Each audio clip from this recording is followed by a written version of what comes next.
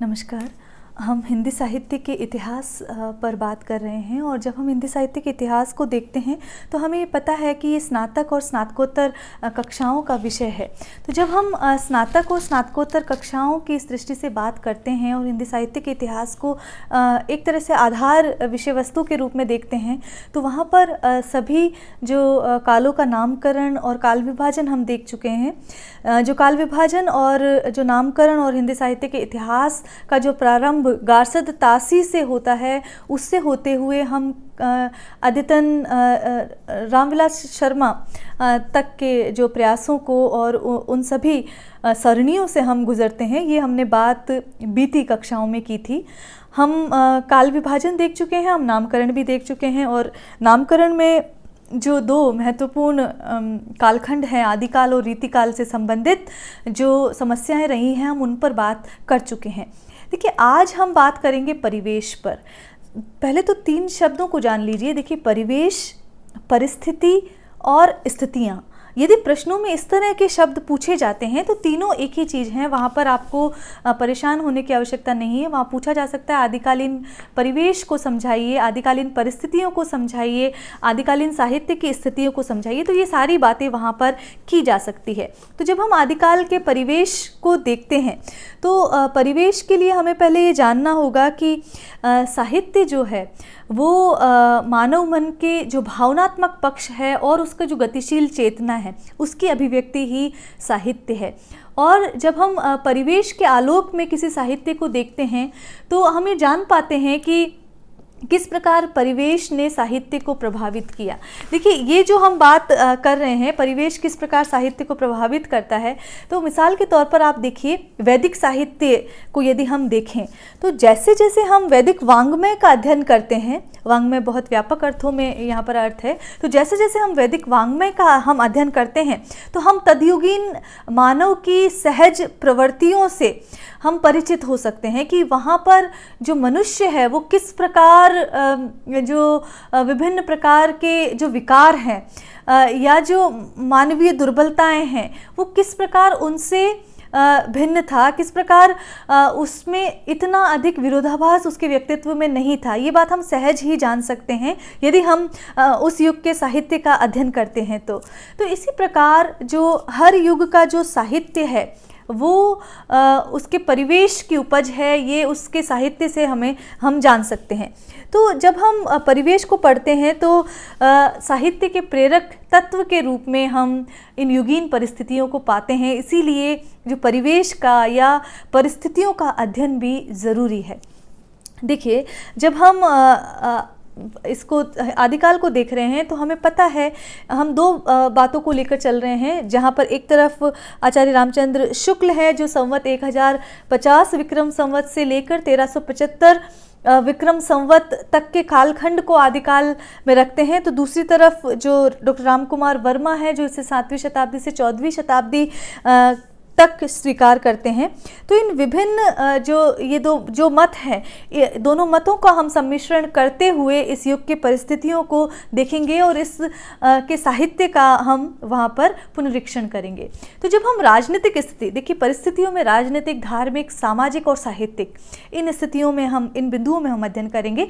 जब हम राजनीतिक स्थिति देख रहे हैं और समय हम ले रहे हैं 7वीं शताब्दी से 14वीं शताब्दी के मध्य तक का आप समय देख लीजिए, तो इस समय कौन शासक था, कौन निजाम था, कौन सत्ता थी, कैसी हुकूमत थी, हम वो बात करेंगे। साथ ही क्या उस समय जनता की स्थिति कैसी थी, समाज वहाँ पर कैसा था, इन सारी चीज़ों को हम वहाँ पर देखेंगे। तो जब हम इस समय को देखते हैं तो 6ठी-7वीं शताब्दी का जो समय है वो वर्धन साम्राज्य के पतन का समय है और जो अंतिम वहाँ पर जो सम्राट हैं वहाँ हर्षवर्धन, उनकी बात यहाँ पर आती है। और इस काल जो है जो हर्षवर्धन है वो उत्तरी भारत पर उस समय यवन आक्रमण झेल रहे होते हैं और हर्षवर्धन यद्यपि दृढ़ता से उसका सामना भी करते हैं लेकिन पराजय उन्हें देखनी पड़ती है। और इन सभी आक्रमणों से जो भारत का जो पश्चिमी और मध्य देश है वो सर्वाधिक प्रभावित होता है।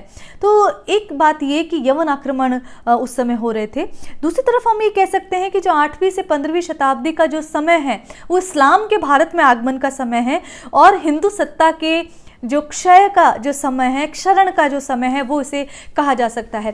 तो दो विरोधी संस्कृतियां एक यहाँ पर परास्त हो रही है, एक का यहाँ पर उदय हो रहा है, तो जनमानस जो है उसकी मनस्थिति तो प्रभावित होना तय है। और शायद इसी कारण जो आचार्य रामचंद्र शुक्ल ये कह देते हैं कि जो भक्ति का उदय इस्लाम के आगमन की दिन। हालांकि ये बात आचार्य हजारी प्रसाद द्विवेदी फिर इसे नकारते हैं कि यदि इस्लाम भारत में ना आया होता तब भी जो ये भक्ति आंदोलनों का जो उदय हुआ वो आना वैसा ही होता। खैर ये एक नितांत अलग बात, लेकिन फिलहाल हम राजनीतिक स्थितियों की बात कर रहे हैं।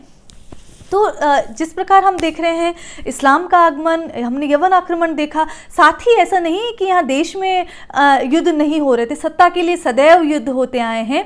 तो जो हिंदू राजा है वो भी परस्पर युद्धों में लिप्त रहते थे, क्योंकि एक जो जनता, एक जो वर्ग है वो युद्ध प्रिय भी होता है, तो वो भी लगातार युद्ध वहाँ हो रहे थे। तो लगातार युद्धों की जो मनस्थिति थी उससे यदि हम साहित्य की दृष्टि से देखें तो वहाँ कोई भी एक प्रवृत्ति जो है वो प्रधान नहीं हो सकी, उभर कर सामने नहीं आ सकी। और जो साहित्य है वो इस प्रकार आक्रमण और युद्ध की जो मनस्थितियाँ हैं उसका प्रतिफलन वहाँ पर देखा जा सकता है। तो किस किस प्रकार की प्रवृत्तियाँ वहाँ पर देखी गई हम ये देखेंगे। तो देखिए जो 8वीं शताब्दी से 15वीं शताब्दी ईस्वी तक का ये जो समय है, ये हमने देखा यवन शक्तियों के आक्रमण का और जो क्षेत्रीय युद्धों का जो समय था। ये जो हमने मध्य देश की बात की, दरअसल यही वह क्षेत्र था जहाँ हिंदी भाषा का विकास हो रहा था। तो जिसे हम हिंदी प्रदेश अब कह रहे हैं, वहीं पर हिंदी भाषा का विकास भी हो रहा था। तो इस प्रकार यदि हम देखें तो इस समय का जो समूचा हिंदी साहित्य है वो आक्रमण और युद्धों की जो परिस्थितियां हैं उसका साहित्य उसे कहा जा सकता है। तो यदि हम इस दृष्टि से देखें तो जो जनता है वो एक तरह तो जो युद्ध प्रिय जो राजा थे या जो वर्ग था उन देशी राजाओं से आक्रांत थी। इन देशी राजाओं का अगर हम उदाहरण लें, कुछ का उल्लेख करें तो जैसे कि पृथ्वीराज चौहान है, जयचंद है, परमदीर देव हैं, जैसे जो बड़े युद्ध हुए, तो इनकी पारस्परिक लड़ाइयों को यहाँ लिया जा सकता है।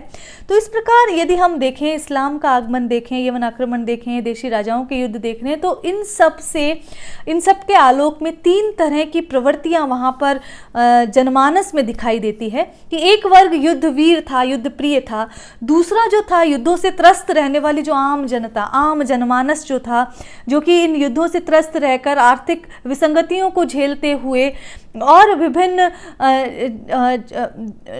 अत्याचारों को झेलते हुए वो संसार से इतर बातें सोचने लगा था, धर्म की बात सोचने लगा था, पलायन की बात सोचने लगा था, संसारेतर बातें कि जीवन निरर्थक है, ऐसी जो बातें हैं वो सोचने लगा था। तो एक वो वर्ग हुआ। एक वर्ग था जो शौर्य का गुणगान, देखिए शौर्य का गुणगान करने की परंपरा हमेशा से रही है, वो प्लेटो भी इसकी बात करते हैं। तो तलवार के गीत गाकर जो गौरव के साथ जीना चाहता था, उनके युद्धों की जो बात करना चाहता था, प्रशंसात्मक साहित्य जिसे कह सकते हैं, चारण साहित्य जिसे हम कह सकते हैं, वो भी वहाँ पर उस समय बहुत अधिक संख्या में लिखा जा रहा था। तो इस प्रकार जो 3 तरह की प्रवृत्तियाँ हैं वो हम साहित्य में देखते हैं। इस समय की प्रमुख जनमानस की जो प्रवृत्तियाँ यदि हम और देखें तो वहाँ पर देखिए स्त्री को हमेशा एक भोग्या के रूप में देखा गया है। तो स्त्री भोग का प्राबल्य हो गया। क्यों हो गया? क्योंकि वहाँ पर जो धर्म है, विभिन्न प्रकार के मतांतर उस समय चल रहे थे और वो जो धर्म है वो भी उनका भी ह्रास हो रहा था, उनका भी क्षरण वहाँ पर हो रहा था। तो यदि हम उस दृष्टि से देखें तो शैव, स्मार्त, जैन, वैष्णव, ये सारे धर्म वहाँ पर चल रहे थे और इन सब का जो सैद्धांतिकी थी और जो संघर्ष था वो भी चरम पर था। तो हमने ये देखा एक तरह से धर्म विकृत हो रहा था, वहाँ पर ये आत्मपलायन की प्रवृत्ति दिखाई दे रही थी, स्त्री भोग के साधन के रूप में वहाँ पर देखी जा रही थी, हठयोग का प्राबल्य था, जब हम नाथ संप्रदाय में देखते हैं, आध्यात्मिक पलायन और उपदेशात्मक साहित्य, सिद्ध साहित्य की यदि हम बात करें तो, और जैन साहित्य की जो आचार व्यवहारों से संबंधित है, तो उपदेशात्मक साहित्य वहाँ अधिक लिखा गया, साथ ही चारण साहित्य वहाँ अधिक लिखा गया। यदि इस समय की भाषा को बात करें तो देखिए, सम्राट जो हर्षवर्धन हैं वो अपने दरबार में संस्कृत कवियों को स्थान दे रहे थे, और उस समय उनका जो कहा गया कि उनको दरबार संस्कृत के कवियों से भरा रहता था, तो उस समय अपभ्रंश या जनभाषा को, हर्षवर्धन के समय की बात करें तो अपभ्रंश या जनभाषा को कोई स्थान वहाँ पर प्राप्त नहीं था, कोई प्रोत्साहन वहाँ पर नहीं मिल रहा था। लेकिन जैसे जैसे जो राजपूत शासन जो है, उनकी राजधानियाँ जैसे बनने लगी, तो लोक भाषा को वहाँ संरक्षण मिलने लगा। हर्षवर्धन की जो संस्कृत को आश्रय देने की जो प्रवृत्ति थी, उसके लिए आचार्य हजारी प्रसाद द्विवेदी ने कहा है कि वे बाहर से बुला बुलाकर अनेक ब्राह्मण वंशों को दान दे देकर काशी में बसा रहे थे। तो इस प्रकार संस्कृत को उन्होंने बहुत प्रोत्साहन दिया। तो इसलिए कह सकते हैं हम, काशी एक समय संस्कृत का गढ़ के रूप में वहाँ पर जानी जाती है। तो ये हर्षवर्धन वहाँ पर संस्कृत को राज्याश्रय दे रहे थे। तो जैसा कि हमने बात की कि वहाँ जब संस्कृत को राज्याश्रय प्राप्त हो रहा था, तो लोक भाषा को कोई स्थान ही नहीं मिल रहा था, दरबारी साहित्य को प्रोत्साहन मिल रहा था, यदि दूसरी प्रवृत्ति के रूप में देखें, क्योंकि देशी राजा भी वहाँ पर ये चाहते थे कि उनका गुणगान हो। तो इस प्रकार दरबारी साहित्य रचा गया। और ये हमने कहा, अभी बात की कि राजपूतों की राजधानी स्थापित होने के बाद धीरे धीरे लोक भाषा का आदर मिलने लगा। लेकिन यदि हम भारत के मध्य देश की बात करें तो वहाँ स्थिति फिर भी वैसी ही थी। तो इसलिए यदि हम इन सभी परिस्थितियों को देखें तो धर्म और राज्याश्रय दो प्रमुख प्रवृत्तियां थी, और इनसे मुक्त होकर काव्य सर्जन लगभग असंभव सा वहाँ प्रतीत हो रहा था। तो ये मुख्यतः राजनीतिक परिवेश था कि राजनीतिक परिवेश किस प्रकार संस्कृत को आश्रय दे रहा था, किस प्रकार वहाँ युद्ध हो रहे थे, और युद्धों के आश्रय में हमने देखा कि वहाँ पर धर्म और राज्याश्रय से मुक्त होकर काव्य सर्जना संभव ही नहीं था। ये तो राजनीतिक स्थिति की बात हमने की, और राजनीतिक स्थिति के समय आपको ये जानना होगा कि कवि किस प्रकार राजाश्रित थे, कौन सी भाषा वहाँ चलन में थी, किस प्रकार की प्रवृत्तियाँ, जैसा कि हमने देखा स्त्री भोग, आत्मपलायन और हठ योग वाली चीज़ें, और प्रशंसात्मक साहित्य की हमने बात की। तो ये सारी चीज़ें वहाँ पर साहित्य में प्रतिफलित हो रही थी। धर्म की क्या स्थिति थी ये हम अभी देखेंगे। तो देखिए, ईसा की जो 6ठी शताब्दी थी तब तक वातावरण शांत था। उसके बाद जो यवन आक्रमण होता है, और उसके बाद विभिन्न जो धार्मिक संप्रदाय है उनका न केवल आपस में मेलजोल भी बढ़ता है, वरन उनकी जो टकराव की स्थिति है वो भी सामने आती है। तो एक समय जब हम देखते हैं कि जो हैनसांग आते हैं और दक्षिण भारत में आते हैं, तो वो वहाँ पर उनका आगमन का समय 642 ईस्वी के आसपास का है, और उस समय वो बौद्ध मत का जो क्षरण होता देखते हैं तो चिंतित होते हैं। उसी समय लगभग वो समय है जब उत्तर भारत में भी प्रभाव आने लगा, और जो आलमबार और नायंबार जो संत हुए वो दक्षिण से उत्तर भारत की ओर धार्मिक आंदोलन लेकर आते हैं। उसी समय जैन मत और शैव मत भी बहुत अधिक प्रचलन में रहते हैं। शैव जो शिव के उपासक हैं वो शैव कहलाए।